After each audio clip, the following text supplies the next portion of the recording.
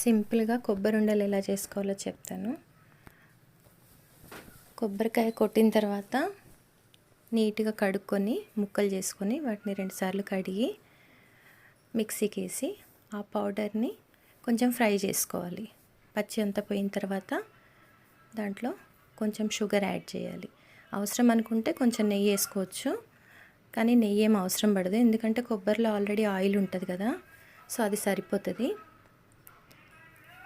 చక్కెర వేసిన తర్వాత మంచిగా ఫ్రై చేసుకొని చక్కెర అంతా కరిగిపోయిన తర్వాత స్టవ్ ఆఫ్ చేసుకొని చల్లారిన తర్వాత ఉండలు చుట్టుకోవడం.